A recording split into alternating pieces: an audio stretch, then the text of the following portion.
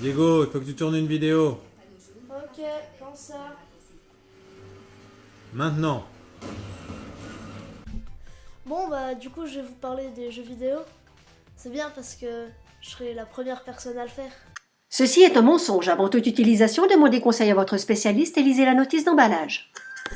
Bon, alors du coup je vais vous dévoiler 3 choses sur les jeux vidéo que vous ne savez certainement pas.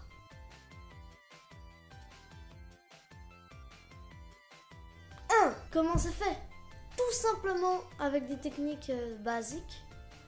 On utilise ce qu'on appelle la motion capture, ce qui consiste à mettre des capteurs sur le corps d'une personne pour après recréer une image en 3D grâce à un ordinateur comme ceci. Et après, il suffit de mettre des couleurs, un gameplay, et c'est comme ça sur presque tous les jeux que vous voyez qui vous semblent très réalistes. 2. Les âges et les symboles. On vous l'a sûrement déjà dit, mais moi je vous le redis encore une fois, respectez s'il vous plaît les âges notés sur les jeux vidéo. Ces âges sont instaurés par PEGI, et il y en a plusieurs.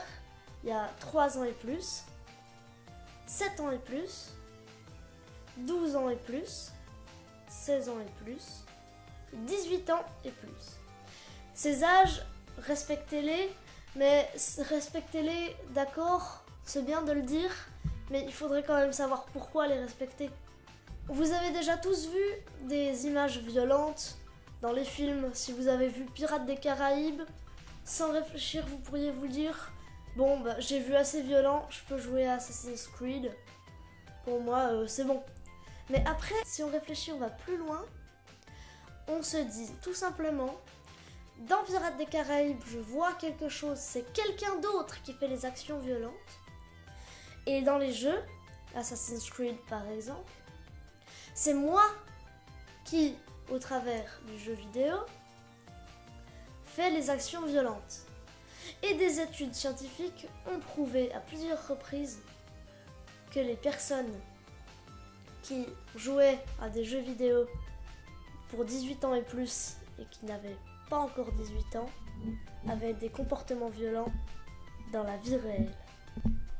Et les symboles, c'est surtout pour se justifier auprès de ceux qui n'ont pas compris de ce que je viens de vous dire.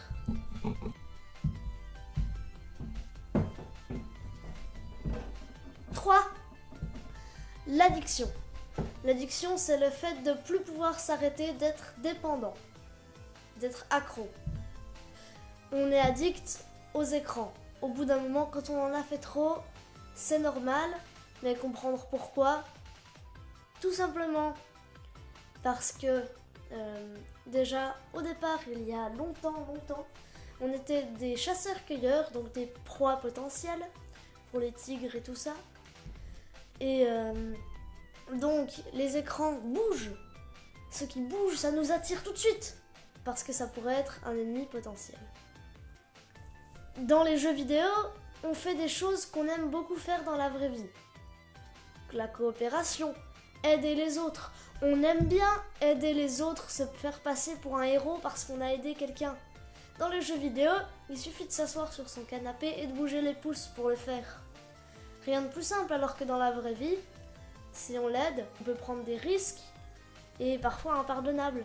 Dans les jeux vidéo, on peut se permettre de prendre ces risques qu'on ne pourrait pas prendre dans la vraie vie, et on aime ça, on aime avoir de l'action, on aime faire tout ça parce qu'on le faisait avant dans la vraie vie, et maintenant c'est plus simple de le faire sur l'écran.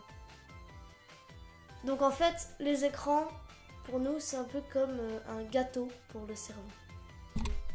Bon bah maintenant tu sais ce qu'il te reste à faire. Tu t'abonnes, tu partages la vidéo, tu mets un pouce en l'air si t'as aimé, bien entendu.